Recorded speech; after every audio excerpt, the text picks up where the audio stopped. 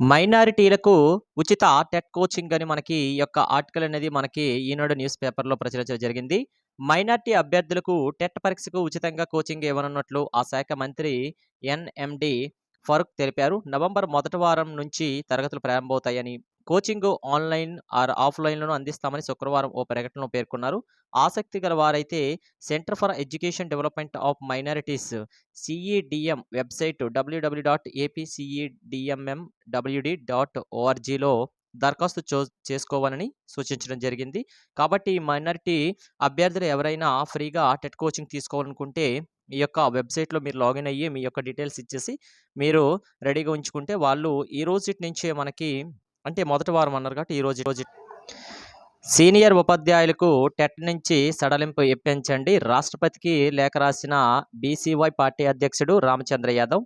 ఉపాధ్యాయ అర్హత పరీక్ష టెట్‌లో అర్హత సాధించాల్సిందని నిర్ణయం అనుభవజ్ఞులైన విద్యావేత్తల సేవలను ప్రమాదంలో పడేస్తుందని బీసీవై పార్టీ అధ్యక్షుడు ఆందోళన వ్యక్తం చేస్తున్నారు.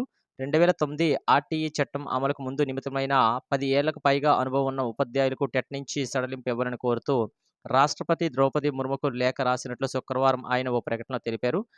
విద్యా ప్రమాణాలు కాపాడుతూ మరోవైపు అనుభవజ్ఞులైన ఉపాధ్యాయుల అభ్యర్థనను పరిశీలించి మానవీయ కోణంలో ఆచరణీయమైన పరిష్కారం చూపేందుకు ఉన్నత స్థాయి కమిటీని ఏర్పాటు చేయాలని కూడా కోరడం జరిగింది. అయితే మెయిన్ ప్రెజెంట్ అయితే వచ్చిన ప్రాబ్లమ్ ఎక్కడొచ్చిందంటే 2011కు ముందు నియమించినటువంటి అభ్యర్థులకు టెట్ నుంచి మినహాయింపు కావాలనేసి కొందరు కోరడం జరిగింది. అయితే కొన్ని రాష్ట్ర ప్రభుత్వాలు కూడాను దీనికోసమైతే ఆ కేంద్రానికి లేఖలు రాయడం కూడా జరిగింది. అలాగే రివ్యూ పిటిషన్ కూడా వేయడం జరిగింది. ఆంధ్రప్రదేశ్ కూడాను మరొక 1 ఆర్ 2 డేస్ అంటే సోమవారం గాని, మంగళవారం కూడా వేసే అవకాశాలుంటాయి. ఎందుకంటే లోకేష్ గారు కూడాను ఈ విషయం పైన ఆలోచించి వేస్తామని కూడా చెప్పడం జరిగింది.